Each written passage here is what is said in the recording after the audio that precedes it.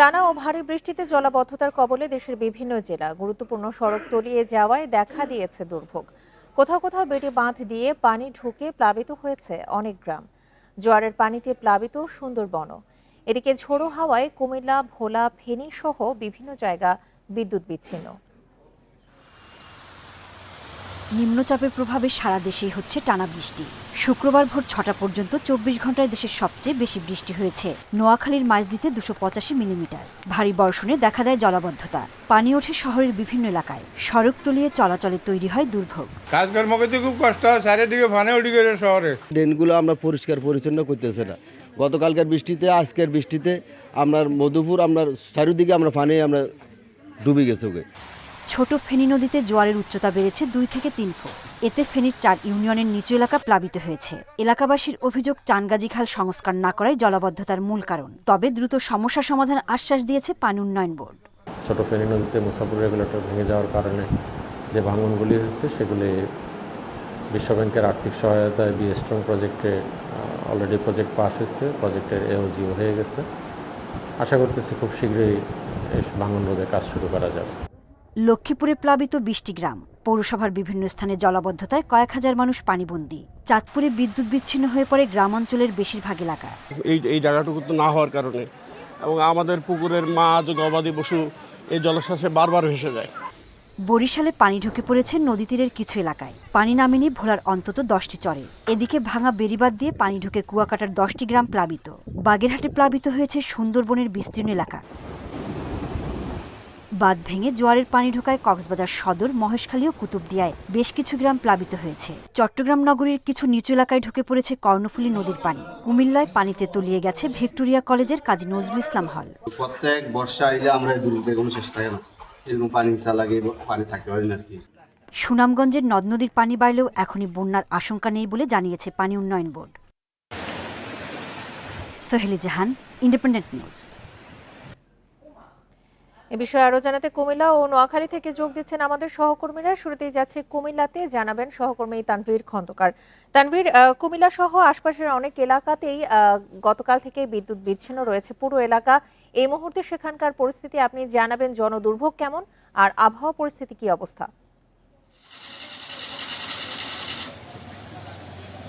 কুমিল্লাতে গত ২৪ ঘন্টায় ১৭৯ মিলিমিটার বৃষ্টি হয়েছে বলে আবহাওয়া অধিদপ্তর থেকে জানানো হয়েছে। আমরা সকালবেলা যেটি খবর পেয়েছি, বরুড়া উপজেলায় সেখানে পল্লী বিদ্যুতের ৪টি খুঁটি উপড়ে গিয়েছে ঝড়ো বাতাসে, যে কারণে কিন্তু পুরো উপজেলাটি এখন বিদ্যুৎ বিচ্ছিন্ন আছে এবং ঢাকা চট্টগ্রাম মহাসড়কের বেশ কয়েকটি জায়গায় বৈদ্যুতিক খুঁটি ঝড়ো হওয়ায় উপড়ে গিয়ে কিন্তু সেখানেও বৈদ্যুতিক গোলযোগ তৈরি হয়েছে। আর যদি আমি একটু শহরের চিত্রটি দেখাই, আসলে শহরের বিভিন্ন জায়গায় কিন্তু জলাবদ্ধতা তৈরি হয়েছে। বিশেষ করে যেসব জায়গাগুলোতে এখন সড়ক মেরামত এবং সংস্কারের কাজ চলছে, সেই জায়গাগুলোতে কিন্তু ড্রেনেজ সিস্টেমের একেবারে বাজে অবস্থা এবং সেই জায়গাগুলোতে মূলত পানি জমে জনভোগান্তি তৈরি হয়েছে। এবং বুধবার সন্ধ্যা থেকে যখন বৃষ্টি শুরু হয়েছিল, তারপর থেকে এই জায়গাগুলোতে মূলত জলাবদ্ধতা সৃষ্টি হয়েছে। কুমিল্লার Nazrul Avenue, race course, Victoria সরকারি কলেজের ডিগ্রি সেকশনের যে আবাসিক হল এবং যে শাসনগাছা ফ্লাইওভার এলাকা, সেই এলাকাগুলোতে এখন জলাবদ্ধতা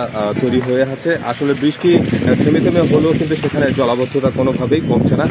আমি যদি এই রাস্তাটি, যেটি নজরুল এভিনিউ, সেই রাস্তাটির চিত্র একটু দেখানোর চেষ্টা করি, এখানে আসলে রাস্তার দুই পাশে যে ড্রেন সংস্কারের কাজ চলছে, সেখানে নির্মাণ সামগ্রীগুলো ড্রেনের পাশে পড়েছিল এবং গত 2 দিনের বৃষ্টিতে সেগুলো ভেসে গিয়ে আবার ড্রেনে কিন্তু জমা হয়েছে, যে কারণে কিন্তু মূলত রাস্তার যে পানি সেটি সরার কোনো সুযোগ পাচ্ছে না এবং এই সড়কটি আসলে ব্যবহারের একেবারে অনুপযোগী হয়ে পড়েছে। উঁচু যানবাহন ছাড়া কিন্তু এখানে ছোট সিএনজি, অটোরিকশা সেগুলো চলাচল করতে পারছে না। সাধারণ মানুষ কিন্তু বলছে যে বর্ষার আগেই এই সংস্কার কাজগুলো শেষ করা উচিত ছিল। আর যেহেতু ভারী বৃষ্টিপাত হচ্ছে একটানা, আর এবার বর্ষা মৌসুম শুরুতেই, সেক্ষেত্রে কিন্তু প্রস্তুতিরও ঘাটতি ছিল। আমরা দেখেছি বিভিন্ন ড্রেন কিন্তু পরিষ্কার করা হয়নি, যে কারণে রাস্তার উপরেই কিন্তু ড্রেনের পানি উঠে এসে জলাবদ্ধতা হচ্ছে।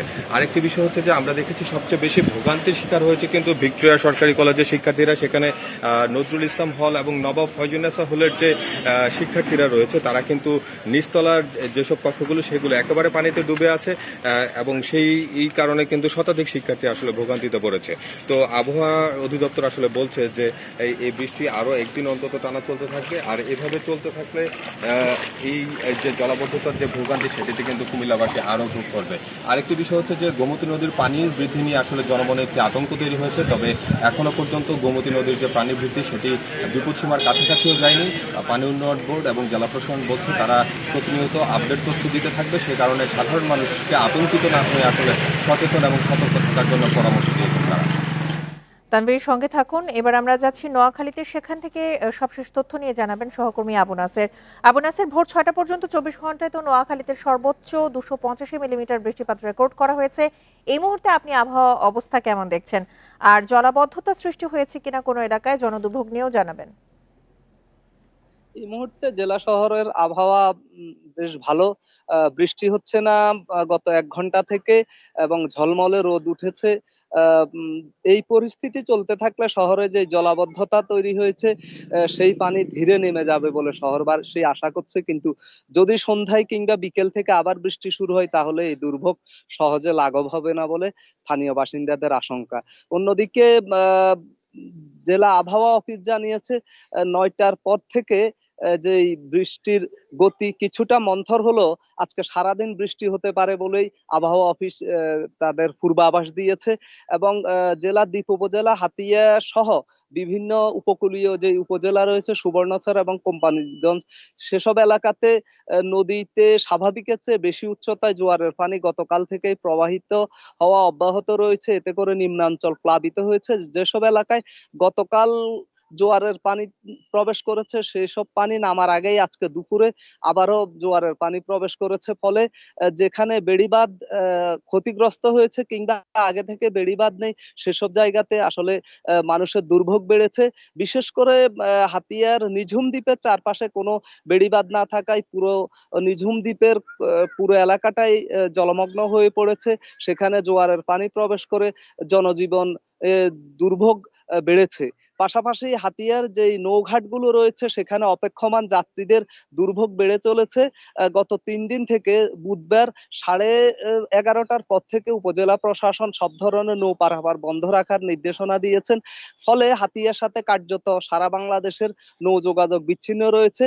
আজ হাতিয়ার চেয়ারম্যান ঘাটে দেখা গেছে, দুপুরের দিকেও দেখা গেছে যে সেখানে প্রায় 4টি মরদেহবাহী অ্যাম্বুলেন্স অপেক্ষমান রয়েছে। এই প্রত্যেকটি অ্যাম্বুলেন্সে মরদেহ রয়েছে এবং জেলা সদর থেকে এগুলো হাতিয়াতে দাফনের জন্য নিয়ে যাওয়ার উদ্দেশ্যে সেখানে অপেক্ষমান রয়েছে। এবং কখন নৌ চলাচল স্বাভাবিক হবে, কখন এই মরদেহগুলো সেখানে নেওয়া যাবে, এ নিয়ে উদ্বেগ উৎকণ্ঠা কাজ করছে। অন্যদিকে হাতিয়ার মূল যে হাতিয়া রয়েছে ওপারে অর্থাৎ নলছিড়ার ওদিকে গত পরশু এক নারীকে কুপিয়ে হত্যা করা হয়, তার মরদেহ নিয়ে পুলিশ প্রশাসন জেলা সদরে পোস্টমর্টমের জন্য আনতে পারছে না। ফলে এই জরুরি প্রয়োজনে চিকিৎসার জন্য এবং মরদেহ নিয়ে দুপারের মানুষকে চরম বিড়ম্বনা পোহাতে হচ্ছে। এবং দুপারে আসলে ভালো কোনো আবাসিক হোটেল না থাকায় মানুষকে আরো বেশি বিড়ম্বনা পোহাতে হচ্ছে। নারী, শিশু এবং বয়স্করা চরম দুর্ভোগের মধ্যে রয়েছেন।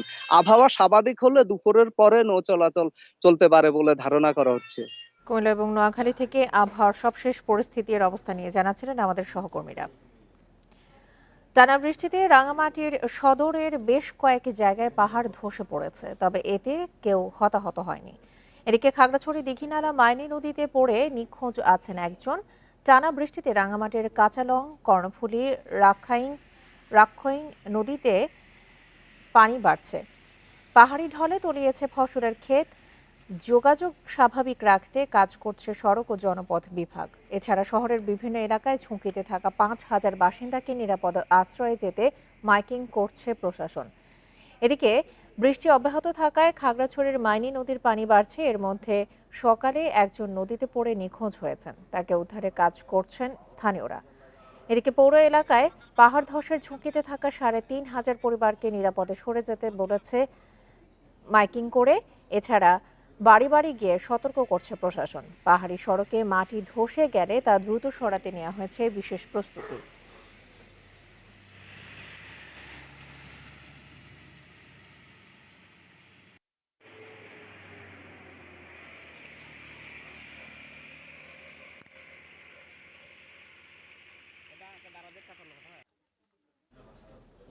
এদিকে ভারী বৃষ্টিতে এখনো তলিয়ে আছে রাজধানীর বেশ কিছু এলাকা। বাসাবো, নিউ মার্কেট, পল্লবী ও ভাসান থেকে জলাবদ্ধতার কারণে বিপাকে পড়েছেন রাজধানীবাসী।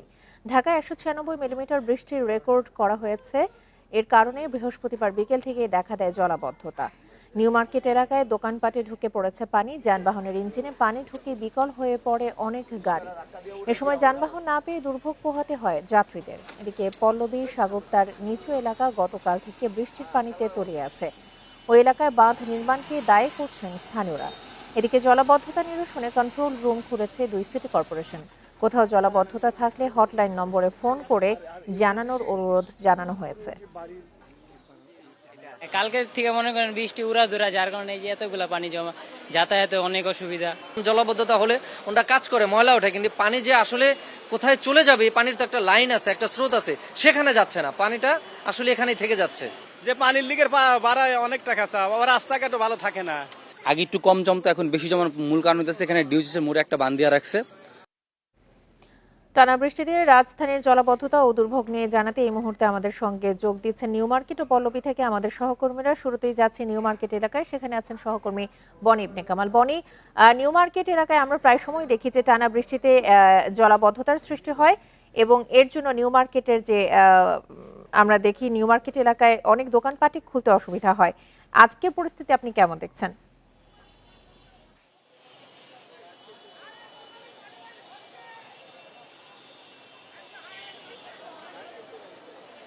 আমার কথা শুনতে পাচ্ছেন? বনি, নিউ মার্কেট এলাকার পরিস্থিতি আজকে কেমন দেখছেন? জলাবদ্ধতায় জনদুর্ভোগ কেমন দেখছেন?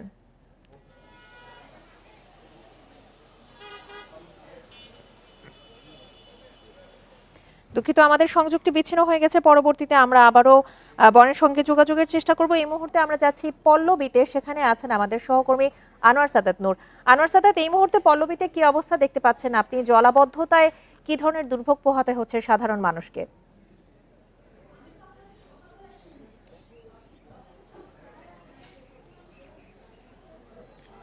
পল্লবী থানার মধ্যে সাগুপ্তা যে এলাকাটি আছে সেখানের 2 নম্বর ওয়ার্ডে এটি কিন্তু সিটি কর্পোরেশনের আওতাভুক্ত হয়েছে সম্প্রতি সময়ের মধ্যেই। এখানে কিন্তু যে সিটি কর্পোরেশন মানে রাজধানীর মধ্যে একটি সড়ক বা সড়ক ব্যবস্থার যে সুযোগ সুবিধা থাকার কথা সেটি কিন্তু আসলে দেখা যাচ্ছে না। এলাকাবাসী অভিযোগ করে বলছেন যে শুধু টানা বৃষ্টি নয়, কয়েক ঘন্টার বৃষ্টিতেই তাদের যে সড়কের চিত্র ফুটে ওঠে সেটা এলাকাবাসীর কাছে দুর্ভোগের কারণ হয়ে দাঁড়ায় এবং এটি বছরের পর বছর একইভাবে চলমান, কিন্তু তারা কোনো সুরাহা পাচ্ছেন না। যদিও বা অভিযোগের পরিপ্রেক্ষিতে বারবার এখানে সিটি কর্পোরেশনের তরফ থেকে ইট, খোয়া বা বালি ফেলা হয়, কিন্তু সেটা সাময়িকের জন্য কাজ করলেও পরবর্তীতে ঠিকই সেটা আবার আগের অবস্থানে ফিরে আসেন। এলাকাবাসীর অভিযোগ যে কাউন্সিলররা কদাচিৎ আসেন, তারা কথা শোনেন, কিন্তু আসলে যেটি যথাযথভাবে করা উচিত সেই কাজটি তারা করেন না। এই অবহেলার কারণেই দীর্ঘদিন ধরে এলাকাবাসীকে তাদেরকে এই ভোগান্তির মধ্য দিয়ে যেতে হচ্ছেন। তারা বলছেন যে এই এলাকাটি কিন্তু একটি নির্মাণাধীন এলাকা হিসেবে পরিচিত এবং নতুন নতুন এখানে বিল্ডিং, বাসাবাড়ি বা মানুষজনের জনবসতি গড়ে উঠছে এবং মানুষ এখানে বসবাস শুরু করছে ব্যাপকভাবে। তো সেই অনুযায়ী কিন্তু রাস্তাঘাট এখানকার উন্নয়ন সাধিত হয়নি বা উন্নয়ন করা হচ্ছে না। তারা অভিযোগ করছেন যে সিটি কর্পোরেশনের এক ধরনের অবহেলা এই এলাকাটার প্রতি বিরাজমান, যার নজির বা যেটার চিত্র সেটা হচ্ছে এই এলাকার সড়ক দেখে বোঝা যাচ্ছে। এখন আমরা যে পানি বা জলাবদ্ধতা সড়কে দেখছি এটি সকাল থেকে আর মুষলধারে বৃষ্টি না হওয়াতে কিন্তু ধীরে ধীরে কমে যাচ্ছে, কিন্তু এলাকাবাসী বলছিলেন যে সকাল পর্যন্ত এখানে হাঁটু পর্যন্ত পানি ছিল এবং এই রাস্তা ধরে যাতায়াতের মানে অনুপযোগী ছিল, যাতায়াত করাটা একেবারেই প্রায় অসম্ভব এরকম ছিল। এলাকার যারা স্টুডেন্ট মানে ছাত্র তারা বলছিলেন যে বৃষ্টি হলে তারা স্কুলে যাওয়া বা ছোট ছেলেমেয়েরা যাদেরকে স্কুলে নিয়ে যাওয়া হয় তাদের জন্য সেই দিন যাতায়াত করাটা অনেকটা বিপজ্জনক হয়ে যায়, যার ফলে তাদেরকে স্কুল কামাই দিতে হয়। যারা প্রবীণ তারা বলছিলেন যে এখানে জলাবদ্ধতার কারণে তারা রাস্তায় বের হওয়াটা তাদের জন্য সেদিনের জন্য অসম্ভব হয়ে দাঁড়ায়, যার ফলশ্রুতিতে এলাকার মানুষ বলছেন যে জলাবদ্ধ বা অল্প বৃষ্টিতে তারা যে পরিস্থিতির মুখোমুখি হন তাতে তাদের জন্য ওই দিনের যে দৈনন্দিন কার্যক্রম বা প্রতিদিনের কাজ সেটি তাদের জন্য বন্ধ হয়ে যায়। তারা চাচ্ছেন যে সিটি কর্পোরেশন বা সংযুক্ত যে সংশ্লিষ্ট কর্তৃপক্ষ তারা গুরুত্ব সহকারে দেখবেন এবং তাদের যে সমস্যা সেই সমস্যার সমাধানে কর্তৃপক্ষ দ্রুত কোনো পদক্ষেপ নেবেন এবং এলাকাবাসীর যে দীর্ঘদিনের ভোগান্তি সামান্য বৃষ্টিতেই যে জলজটের সৃষ্টি হয় সেটিতে থেকে তারা মুক্তি পাবেন এরকম প্রত্যাশা তাদের। সাদাত, আপনি আমাদের সঙ্গে থাকুন। এবার আবারও আমরা যাচ্ছি নিউ মার্কেট এলাকাতে সহকর্মী বনি ইবনে কামালের কাছে। বনি, নিউ মার্কেট এলাকায় জলাবদ্ধতায় কি ধরনের দুর্ভোগ দেখতে পাচ্ছেন? আমরা প্রায় দেখি এমন দুর্ভোগ। এবার সিটি কর্পোরেশন থেকে হেল্পলাইনের ব্যবস্থা করা হয়েছে, কোনো উদ্যোগ দেখছেন কিনা?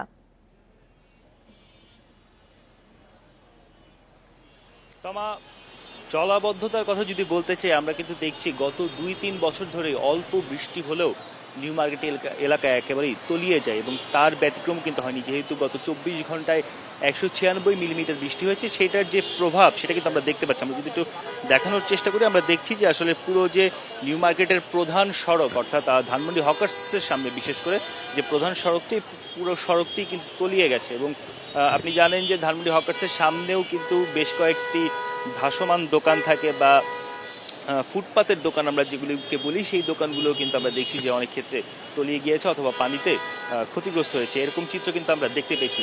পাশাপাশি আমরা যখন মানুষের সঙ্গে কথা বলছিলাম, বিশেষ করে এখানকার যারা ব্যবসায়ীরা রয়েছেন তারা কিন্তু ব্যাপক ক্ষোভ প্রকাশ করছিলেন। তারা বলছিলেন যে দিনের পর দিন এই ভোগান্তি তাদের সহ্য করতে হচ্ছে, কেননা ধানমন্ডি হকার্স যে মার্কেটটা সেটার যে আসলে গ্রাউন্ড ফ্লোর বা একদম নিচতলা, সেটি কিন্তু রাস্তার চেয়ে একটু নিচে, অর্থাৎ অল্প বৃষ্টি হলেই পুরো মার্কেট কিন্তু বৃষ্টির পানিতে তলিয়ে যায়, সেই দৃশ্য রয়েছে। পাশাপাশি যারা আজকে এই নিউ মার্কেট সড়ক ব্যবহার করছেন বা ফুটপাথ ব্যবহার করে তাদের গন্তব্যে যাচ্ছেন, তাদের ক্ষেত্রে কিন্তু আমরা দেখছি যে একটা বড় ধরনের ভোগান্তি হচ্ছে এবং পুরো যে এইটুকু অল্প একটু রাস্তায় কিন্তু আসলে এই অবস্থানটা দেখতে পাচ্ছি, এই পানির এই অবস্থান, সেই জায়গাটা পার হতে অনেক সময় লাগছে। পাশাপাশি যেটা হয় যে রিক্সা ভাড়া বা অন্যান্য যে যানবাহন থাকে সেগুলোর ভাড়া দ্বিগুণ চাওয়া হচ্ছে, এরকম অভিযোগও কিন্তু রয়েছে।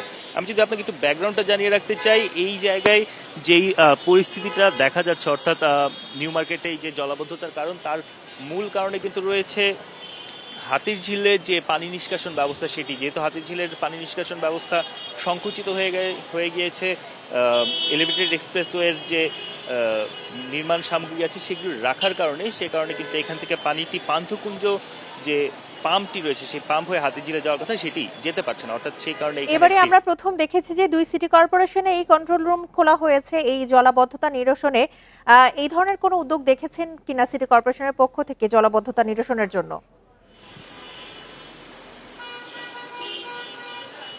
আমি ব্যক্তিগতভাবে সকাল 9টা-10টা থেকে আমি কিন্তু আসলে কন্ট্রোল রুমে সবার সঙ্গে যোগাযোগ করার চেষ্টা করছি, অর্থাৎ যে দুইজনের নাম্বার কন্ট্রোল রুমের যে দুজনের নাম্বার দেওয়া হয়েছে যোগাযোগ করার জন্য বা ভোগান্তির কথা জানানোর জন্য, সেই দুইটি নাম্বারই কিন্তু আমরা যোগাযোগ করার চেষ্টা করছি, কিন্তু এখন পর্যন্ত আমরা আসলে কোনো সাড়া পাইনি। অর্থাৎ সিটি কর্পোরেশনের যে কার্যক্রম সেটি আমরা খোঁজ নিয়েছি, সেটি রাত 2টা পর্যন্ত আসলে তাদের কার্যক্রম ছিল, তার রাত 2টা পর্যন্ত এই যে পানি নিষ্কাশন জানাবেন। আমরা দেখছি যে আপনি ক্যামেরাতে যেমন দেখাচ্ছেন যে কিছু স্বেচ্ছাসেবী এসে ম্যানহোল খোলার চেষ্টা করছে যাতে জলাবদ্ধতার সমস্যাটি সমাধান হয়। আপাতত তারা কারা?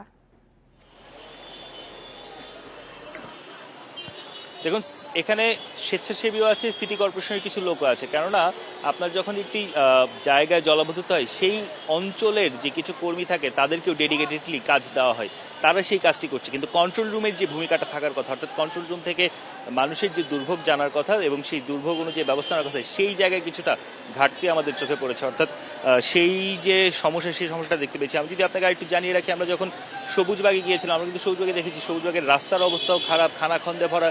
সেই জায়গায় যখন জলাবদ্ধতা, প্রচুর স্বেচ্ছাসেবী মানুষ কিন্তু আসলে রাস্তায় নেমে এসেছেন এবং যারা আজকে রাস্তায় বের হচ্ছেন তাদেরকে যে সহযোগিতা করে, সেই সহযোগিতার যে ভাব বা সেই সহযোগিতার যে সহযোগিতাপূর্ণ কাজকর্ম সেগুলো কিন্তু আমাদের চোখে পড়েছে। তবে একটি জিনিস ঠিক যে গতকাল রাতে যেহেতু সিটি কর্পোরেশনের পক্ষ থেকে কাজ করা হয়েছে বলা হচ্ছে এবং আমরাও কিছু জায়গায় খোঁজ নিয়ে দেখেছি কাজ করা হয়েছে, সেই ক্ষেত্রে রাজধানীতে যেই ধরনের জলাবদ্ধতা গতকালকে দেখা গিয়েছিল তার চেয়ে অনেকটাই নিরসন হয়েছে। রাজধানীর নিউ মার্কেট এলাকা থেকে জলাবদ্ধতার সমস্যা নিয়ে জানাচ্ছিলেন আমাদের সহকর্মী বনি ইবনে কামাল। নিম্নচাপের প্রভাবে ঢাকা সহ দেশের বিভিন্ন জেলায় বৃষ্টি হচ্ছে, বৃষ্টি থাকতে পারে কালো। সবশেষ আবহাওয়া পরিস্থিতি নিয়ে অধিদপ্তর জানায়, সাতক্ষীরা ও তৎসংলগ্ন এলাকায় অবস্থিত গভীর স্থল নিম্নচাপটি উত্তর পূর্ব দিকে সরে গিয়ে বর্তমানে স্থল নিম্নচাপে রূপ নিয়েছে। সকাল ৯টায় এটি টাঙ্গাইল ও আশপাশের এলাকায় অবস্থান করেছে। এর প্রভাবে উপকূলীয় অঞ্চলে গভীর সঞ্চালনশীল মেঘমালার সৃষ্টি হচ্ছে। আবহাওয়ার পূর্বাভাসে বলা হয়েছে, সকাল ৬টা পর্যন্ত ২৪ ঘন্টায় ঢাকায় বৃষ্টি হয়েছে ১৯৬ মিলিমিটার, আর সর্বোচ্চ বৃষ্টিপাত রেকর্ড করা হয়েছে নোয়াখালীর মাইজদীতে ২৮৫ মিলিমিটার। শনিবার পর্যন্ত সারা দেশে এই বৃষ্টিপাত একই রকম থাকলেও এরপর ধীরে ধীরে পরিমাণ কমে আসবে বলে জানা গেছে। তবে পুরোপুরি থেমে যাবে না। এদিকে অতি ভারী বৃষ্টির কারণে পার্বত্য অঞ্চলে চট্টগ্রামে, রাঙামাটি, খাগড়াছড়ি, বান্দরবান ও কক্সবাজারের কোথাও কোথাও পাহাড় ধসের আশঙ্কা রয়েছে। সেখানকার বাসিন্দাদের সতর্ক থাকতে বলেছে আবহাওয়া অফিস। এদিকে চট্টগ্রাম, কক্সবাজার, মোংলা ও পায়রা সমুদ্র বন্দরকে ৩ নম্বর সতর্ক সংকেত দেখে যেতে বলা হয়েছে।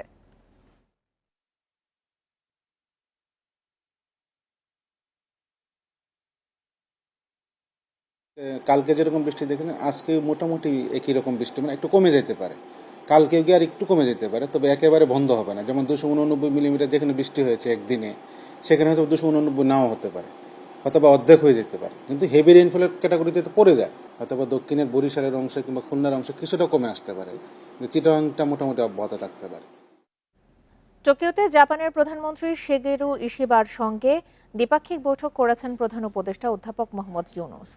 আলোচনায় এসেছে বিভিন্ন খাতে দুদেশের মধ্যে চলমান সহযোগিতা আরও প্রসারিত করার বিষয়টি। জাপানের প্রধানমন্ত্রীর কার্যালয় বৈঠকে একাধিক সমঝোতা স্মারক স্বাক্ষরিত হয়। প্রধান উপদেষ্টার প্রেস উইং জানিয়েছে, বাজেট সহায়তা, রেল উন্নয়ন সহ বিভিন্ন খাতে জাপান বাংলাদেশকে $100 কোটি ঋণ এবং অনুদান দেবে। এছাড়াও দক্ষ মানব সম্পদ বিনিময় সহ সাংস্কৃতিক সম্পর্ক জোরদারের বিষয় নিয়ে আলোচনা হয়। বৈঠকে বাংলাদেশ ও জাপানের মধ্যকার বন্ধুত্বপূর্ণ সম্পর্ক, আর্থসামাজিক উন্নয়ন, টেকসই উন্নয়ন লক্ষ্যমাত্রা, প্রযুক্তি স্থানান্তর, শিক্ষা, স্বাস্থ্য এবং পরিবেশগত বিভিন্ন গুরুত্বপূর্ণ ইস্যুতে আলোচনা হয়েছে।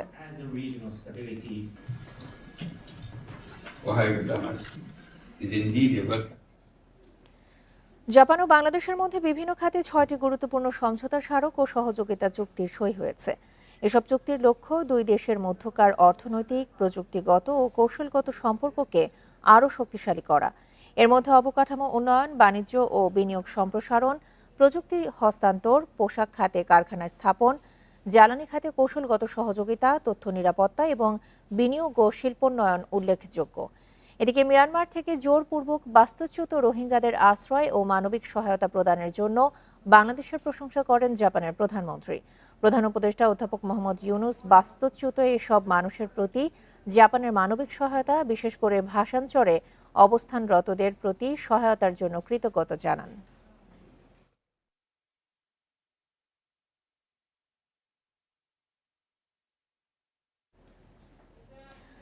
শুধু একটি দল ডিসেম্বরে নির্বাচন চায়, জাপানে গিয়ে প্রধান উপদেষ্টার এমন মন্তব্যে দ্বিমত জানিয়েছে বিএনপি। দলের স্থায়ী কমিটির সদস্য মির্জা আব্বাস বলেছেন, সরকারই চায় না ডিসেম্বরে নির্বাচন হোক। সকালে মৃত্যুবার্ষিকী উপলক্ষে বিএনপির প্রতিষ্ঠাতা জিয়াউর রহমানের সমাধিতে শ্রদ্ধা জানিয়ে এসব মন্তব্য করেন তিনি। বিএনপির প্রতিষ্ঠাতা জিয়াউর রহমানের ৪৪তম মৃত্যুবার্ষিকী উপলক্ষে শুক্রবার সকালে তার সমাধিতে শ্রদ্ধা জানাতে জিয়া উদ্যানে জড়ো হন দলটির নেতাকর্মীরা। বৃষ্টি মাথায় নিয়ে দলে দলে ভিড় করেন সহযোগী সংগঠনের নেতাকর্মীরাও। তাদের স্লোগানে মুখরিত হয় সমাধি প্রাঙ্গণ। ফুলে ফুলে ভরে ওঠে জিয়াউর রহমানের সমাধি। পরে তার আত্মার মাগফিরাত কামনায় হয় দোয়া। শ্রদ্ধা নিবেদন শেষে সাংবাদিকদের সঙ্গে বিএনপি নেতাদের আলাপে উঠে আসে নির্বাচন প্রসঙ্গ। প্রধান উপদেষ্টা অধ্যাপক মোহাম্মদ ইউনূসের জাপানে দেয়া বক্তব্যের সঙ্গে দ্বিমত প্রকাশ করেন বিএনপির স্থায়ী কমিটির সদস্য মির্জা আব্বাস। খুব দুঃখের সঙ্গে একটা কথা বলছি, দেখলাম ইউনূস সাহেব জাপানে বসে বিএনপি সম্পর্কে বদনাম করছেন।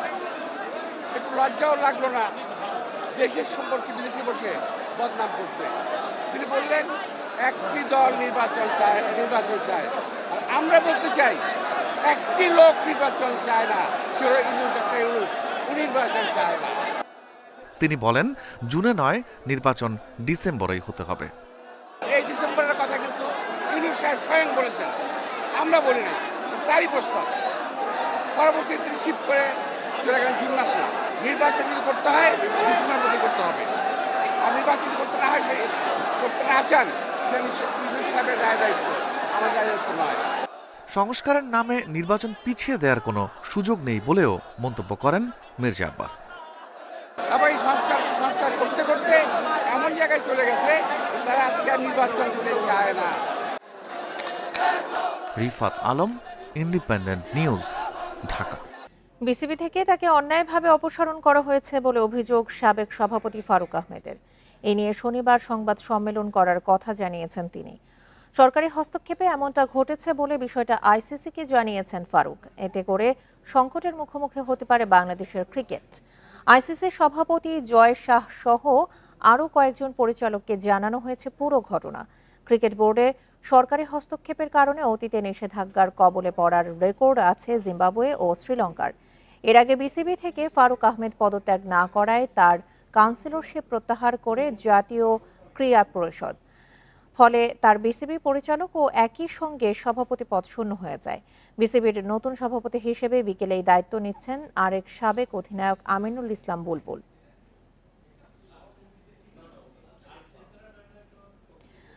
অর্ধেক কর্মী দিয়েই করান পরিচ্ছন্নতার কাজ, কূটকৌশলে বেতনও দেন কম। অনুপস্থিত কর্মীকে উপস্থিত দেখিয়ে মাসে লোপাট কোটি টাকা। ঢাকা উত্তর সিটির ইজারাদারদের বিরুদ্ধে এমন অভিযোগের তথ্য প্রমাণ মিলেছে তালাশের অনুসন্ধানে, অথচ নীরব দর্শকের ভূমিকায় কর্পোরেশন। সেভু বেগম উত্তর সিটি কর্পোরেশনের 24 নম্বর ওয়ার্ডের পরিচ্ছন্নতা কর্মী। মে মাসের 2, 3, 4 তারিখ অনুপস্থিত, অথচ বায়োমেট্রিক হাজিরায় তিনি উপস্থিত। 4 তারিখে আপনি কোথায় ছিলেন? আমি অসুস্থ ছিলাম, 1 তারিখে দিয়ে গেছি। উনি বলছে 4 তারিখে ডিউটি করেন নাই। ওর একদিন অ্যাবসেন্ট ছিল তো এইটাই করাইছে, তো আর খেয়াল নাই, বলতেছে না। একই ঘটনা আরেক পরিচ্ছন্নতা কর্মী নাজমা বেগমের ক্ষেত্রেও। তিনি মে মাসে 8 দিন অনুপস্থিত, অথচ হাজিরা অ্যাপসে উপস্থিত। এই ব্যাপারে আমি কোনো কথা বলবো না। নাজমা বেগম প্রেজেন্ট কেমনে হলো ভাই? প্রকৃত কর্মীর সংখ্যাও গড়মিল। 25 নম্বর ওয়ার্ডে 122 জনের মধ্যে 44 জনকে হাজিরা দিতে দেখা গেল, অথচ কিছুক্ষণের মধ্যে তা হয়ে গেল দ্বিগুণ। আপনারা 80 জন কিভাবে পাইলেন? কিভাবে পাইলাম? আমরা তো কাজ করাইলাম, এই কাজগুলি করাইছি না। আমরা তো 40 জন পেলাম। তাই শুধু তাই নয়, সকাল 6টায় 22 জন ড্রেন শ্রমিক অ্যাপসে হাজিরা দিলেও মাঠে দেখা যায়নি অর্ধেকও। আপনি লেখাচ্ছেন মোট স্ক্যান হয়েছে 22 জনের, অথচ আপনার মাঠে লোকই নাই। 22 জনের উপস্থিতি কিভাবে হলো? ডিএনসিসির শর্ত অনুযায়ী পরিচ্ছন্নতা কর্মীদের ন্যূনতম বেতন 8,100, অথচ দেওয়া হচ্ছে 6 থেকে 6,500 টাকা। সেক্টরে যারা মহিলা কাজ করে এদের বেতন হচ্ছে 8,500 টাকা। 8,500 টাকা একটা মহিলা পায়নি। তাহলে এটা বলে কেন? সারাকে বুদ্ধি সাররা শিখায় দেয় কইতে। এসবের কিছুই জানে না সিটি কর্পোরেশন, অথচ চুক্তি ছাড়া থার্ড পার্টির ভুয়া বায়োমেট্রিকের ভিত্তিতে ইজারাদারদের টাকা দিচ্ছে বছরের পর বছর। তাদের থার্ড পার্টির অ্যাপ আপনারা কিভাবে এটারে আপনারা কাউন্ট করছেন?